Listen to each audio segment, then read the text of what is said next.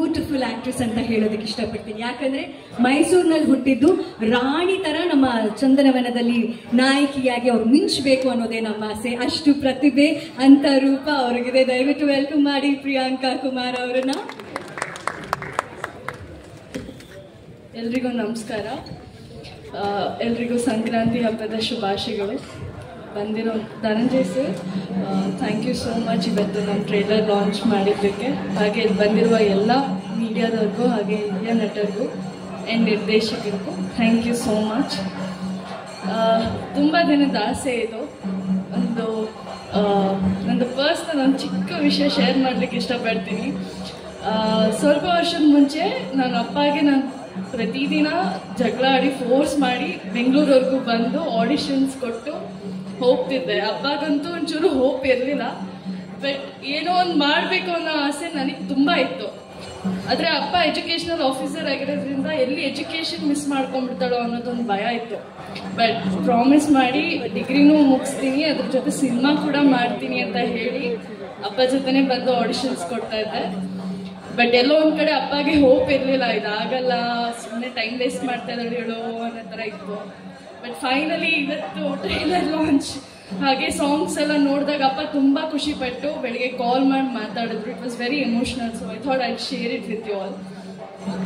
ಹಾಗೆ ಇವತ್ತು ನನ್ನ ತಾಯಿ ಇದ್ದಿದ್ರೆ ಇನ್ನೂ ಖುಷಿಯಾಗಿರ್ತಾರೆ. ಚಿಕ್ಕ ವಯಸ್ಸಲ್ಲೇ we lost her, so I wish you was here ಈ ಒಂದು ಸೆಲೆಬ್ರೇಷನ್ನ ನೋಡಲಿಕ್ಕೆ.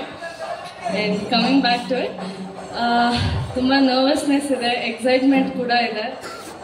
ನನ್ನನ್ನು ನಾನು ಥಿಯೇಟರಲ್ಲಿ ಜನರು ಆಶೀರ್ವಾದ ಪಡೆದು ಹೊಸದಾಗಿ ಎಂಟ್ರಿ ಕೊಟ್ಟಿದ್ದೀನಿ. ನಿಮ್ಮೆಲ್ಲರೂ ಪ್ರೀತಿಯಾಗಿ ಆಶೀರ್ವಾದ ನನ್ನ ಮೇಲೆ ಇರಲಿ ಅಂತ ಕೇಳ್ಕೊಳ್ತೀನಿ.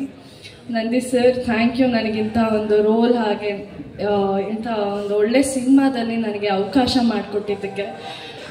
ಇದೊಂದು ಒಳ್ಳೆ ಸ್ಟಾರ್ಟ್ ಅಂತಲೇ ಹೇಳ್ಬೋದು.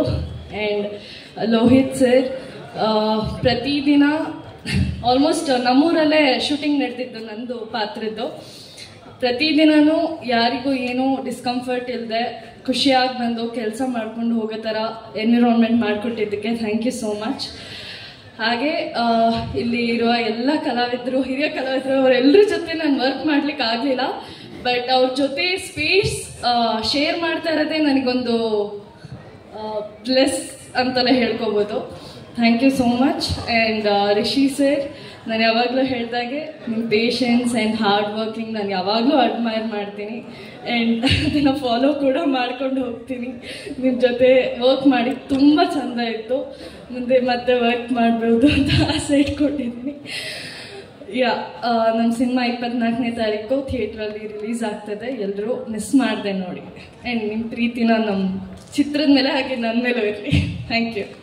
ಪ್ರಿಯಾಂಕಾ ಅವರಿಗೆ ಸಿನಿಮಾ ತೆರೆ ಕಂಡ ಮೇಲೆ ತುಂಬ ಪ್ರೀತಿ ಸಿಗಲಿ ಅಂತ